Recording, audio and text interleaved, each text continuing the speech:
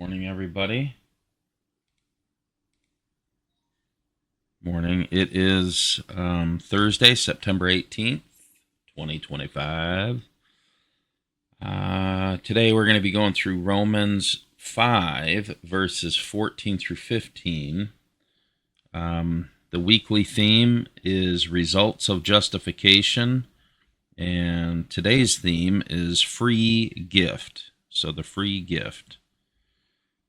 So, free gift in the Greek, believe it or not, is called, or the word for free gift, rather, in Greek is charisma, which I'm sure most all of us know. Charisma. But it is, charisma is defined as a deliverance from danger or a spiritual endowment, which has its root. I mean, there's a lot of roots to these words, but which has its root in charizomai. Maybe that's the way to say it. Charizomai. To grant as a favor or forgive freely. Now, in the Merriam-Webster dictionary, free, because I couldn't get it to define free gift, but free, not costing or charging anything, and gift, something voluntarily transferred by one person to another without compensation. However, when it said gift, it had a note under gift where it said related to this was the word charisma. However, its definition of charisma is a little bit different. A personal magic of leadership arousing a special popular loyalty or enthusiasm for a public figure. So that's Merriam-Webster's definition, which is interesting. Kind of an interesting thought on that. So I'm going to jump right into this. And read verses 14 and 15. Nevertheless, death reigned from Adam until Moses, even over those who had not sinned, in the likeness of the offense of Adam, who was a type of him who was to come. But the free gift is not like the transgression. For if by the transgression of the one the many died, much more did the grace of God and the gift by the grace of the one man, Jesus Christ, abound in the many, or abound to the many. I want to be real careful when I'm reading this stuff, reading the verses. So the gift by the grace of the one man, Jesus Christ, abound to the many. The King James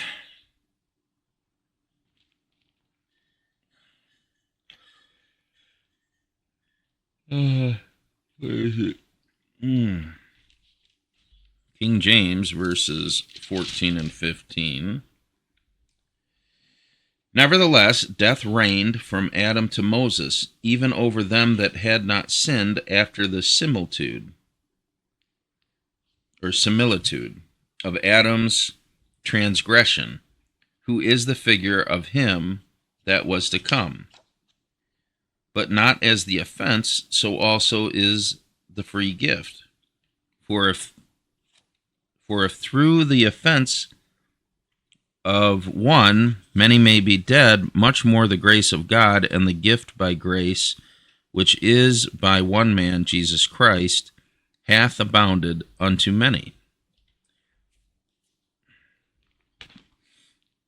I like King James, but sometimes that's why I look at some of these other versions for the readability factor.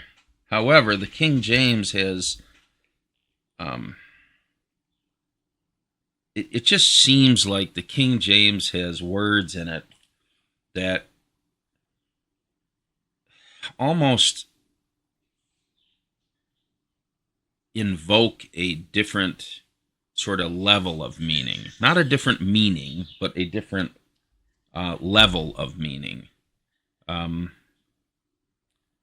So take that for what you want. So as I got into these verses, so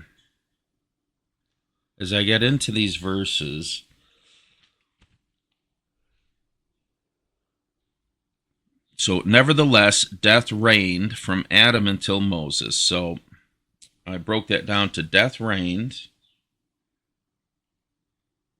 Okay, death reigned. And then let me just read verse 14 and then do that. Nevertheless, death reigned from Adam until Moses, even over those who had not sinned, in the likeness of the offense of Adam, who is a type of him who was to come. So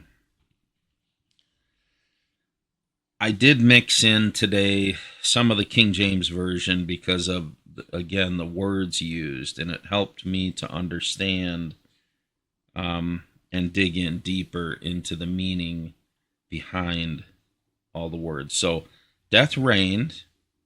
Death reigned even over them that had not sinned after the similitude, or similitude, that word, even over them that had not sinned after the similitude of Adam's transgression, who is the likeness or figure of him to come. The likeness, not the same, but the likeness. So out of that, and digging into all the specifics, I just wrote here a note. Death ruled even over them that had not sinned in the resemblance of Adam's deviation or violation. He is a resemblance of the one that is about to be. So that's speaking of Jesus Christ. So he's a resemblance, but not the same, because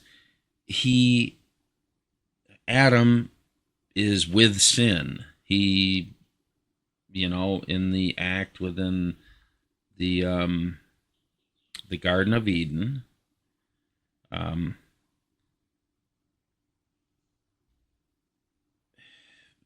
sin came into the world through that particular act.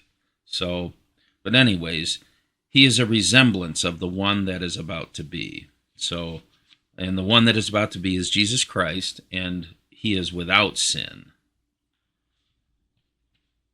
Okay, so verse 15, let's reread this. But the free gifts is not like the transgression. For if by the transgression of the one, the many died, much more did the grace of God and the gift by the grace of the one man, Jesus Christ, abound to the many. So, the free gift, okay, is not like the transgression. If by the transgression many died, much more the grace of God and the gift by the grace of the one man abound to the many.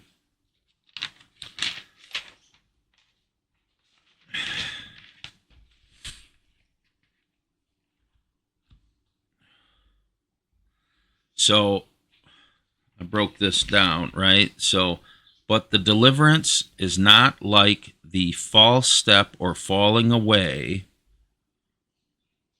okay, of Adam. So the deliverance, Jesus Christ, is not like the false step or falling away, meaning not like Adam, because Adam represents the false step or falling away. If many die by the false step or falling away, if many die by the results of Adam or of one man, how much more did God's gracious act, so God the Father, his gracious act, and the gift by the act, okay, by the act, meaning going to the cross, crucifixion, death, resurrection, and the gift by that act of one man, Jesus Christ, overflow to the many. So overflow, I like that word, and that came out of the NIV, because it's a good way to say it. You know, there's other words in abundance, in excess. It's like the grace that emanates from, I'm trying to use my words carefully, but the grace that emanates from the act of the crucifixion, death, and resurrection, that whole act. So, the deliverance is not like the false step or falling away of Adam, if many die by that false step or falling away. So if everybody was to die or be held accountable because of that, which we are, so how much more did God's gracious act, our Creator, and the gift of God the Son, Jesus Christ, overflow to the many? So I was reading in that over there. I was reading in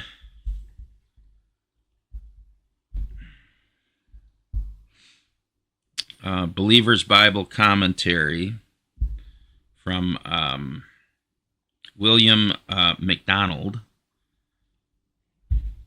So, and that is, I'll just put it up here. There it is. That's the book. So that's a good one to get. I actually found a version of that on through Google Books, I think it was. So it was interesting to find it there, a digital version. I don't know how it got there, but anyways, so Romans 5 verse 15, his commentary, William MacDonald, he just says here, the first contrast is between the offense of Adam and the free gift of Christ. By the trespass of the first man, the many died. The many here refers, of course, to Adam's descendants. Death here may include spiritual as well as physical death. The free gift abounds much more to the many. The free gift is the marvelous manifestation of the grace of God abounding to a race of sinners. It is made possible by the grace of the one man, Jesus Christ. It was amazing grace on his part to die for his rebellious creatures. Through his sacrificial death, the gift of eternal life is offered to the many. And I thought that encapsulated what I was trying to understand quite a bit more, and I wasn't able to articulate it. We'll put it that way. However, so after that, here I am trying to understand, even at this stage, how many ever years after becoming a believer, sometimes I go down these rabbit holes of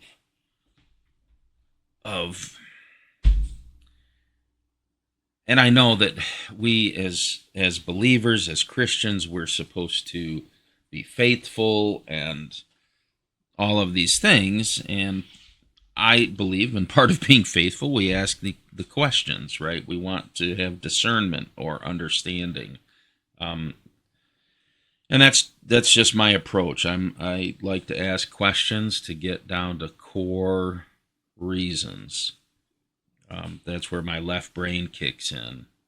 I was asked yesterday, are you more left-brained or right-brained? Right? I have an art background, so that really kicks in the right brain, but I think I'm more driven by my left brain and trying to understand information. So, as it relates to this deliverance, right, and the death of Jesus Christ on the cross, God sending his son, I say, well, so I ask the question, what's the purpose in this? Right? And I mean, you can dig into Bible verses for sure. There's no doubt. You can dig into Bible verses and say the purpose is related to demonstrating God's love. And okay, the demonstration of God's love, this is what I wrote down, the demonstration of God's love and his justice to us, and having faith in that, and that we're justified by faith, So, but then I say, but really, what is the purpose in all of this? Why go through this? Why is God, why are we doing this, right? As a creation, as a created being, created people. So then I went back to that, to demonstrate his love, God's love, and justice to us, to his whole creation, about restoration. So, there's a larger creation. There's the seen and the unseen. And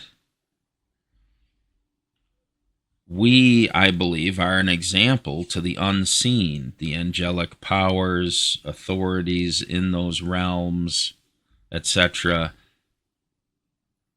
So we are meant to be an example of restoration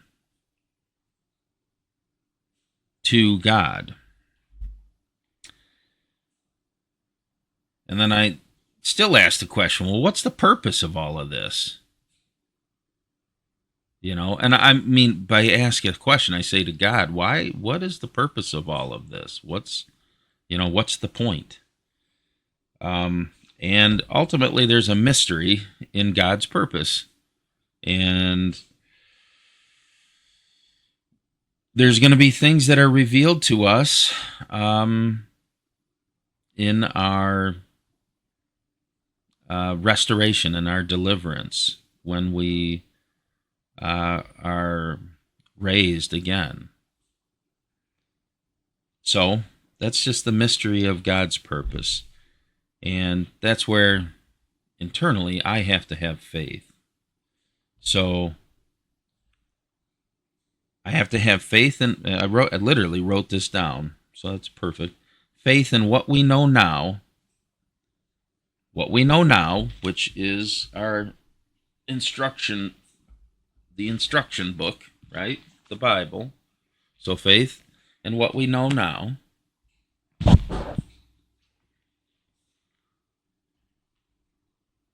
And all will be revealed in eternity. So some days it's you say, well, man, I'm just going through the I don't want to say going through the motions, but it's like, well, I go to work every day. I try, just doing my thing, living life. What is the purpose in all of this? And you can be rest assured that there's a higher purpose. There's a higher purpose in everything that we do, and seen and unseen. So, and I'm trying to really wrap my head around. I don't want to say wrap my head around that, but I'm just trying to understand a little bit further, to what degree am I serving that purpose? Maybe that's a good way to say that. To what degree am I serving that purpose? To what degree have my life experiences brought me to a point where I can be in that lane, we'll say. So I was talking actually yesterday evening about health and spiritual gifts of God, right? We got onto the subject matter of healing and that, all that, subject matter behind that, and spiritual gifts, etc. And however, when I was asked the question, and so internally I just say, okay, well, God, why didn't you heal me of cancer, way back when I first got it? And as I was discussing this with a few people, and in general, people look for miracles in their lives. They want this miracle of health restoration, or they want the miracle they want a miracle to get all kind of money, right? I mean, there's plenty of preachers out there that will claim that you're going to get abundance because of a certain manner of your way of thinking. And I believe that can be the case, but to preach it every Sunday, I don't think facilitates the what really the Bible is getting at. So anyways, so we're on this subject of healing, and I said to those individuals, I said, well, if I hadn't gone through my whole process of cancer and still have multiple health issues at this point, however, if I hadn't gone through that and the process of that, would I be healed spiritually? At a higher level. Not the physical stuff is the physical stuff. Our bodies deteriorate. We pass away. But am I being healed spiritually, within my soul, within my being? And so that to me is the miracle. Let me tell you, because I am in no way, shape, or form where I expected to be at this point. But it took that whole process of cancer and heart issues and all kinds of stuff. I mean, just all kinds of stuff. And it took all those steps. Now, I'm not saying that it was easy, and I'm not even saying that I wanted any of that. And there were days where I was like, what are you doing? Or what am I doing? What's happening here? And there's still days where I say that. I'm like, what is going on with all of this? But it has brought me to a point where daily, like I'm doing these Bible studies, but daily I try to be present. I try to be present in God's presence. So, when I'm going through these verses in the Bible and really digging into the deep meaning behind them, and this is just 2 verses, and here I am. I just can keep going and talking about this stuff. But it gets me into a lot of thoughts and ideas about my own life. So I don't know. I hope that's helpful to some of you. Um, and that's what I know today. So I'll get this out to you guys here shortly, and I'll see you tomorrow morning. Take care. Bye-bye.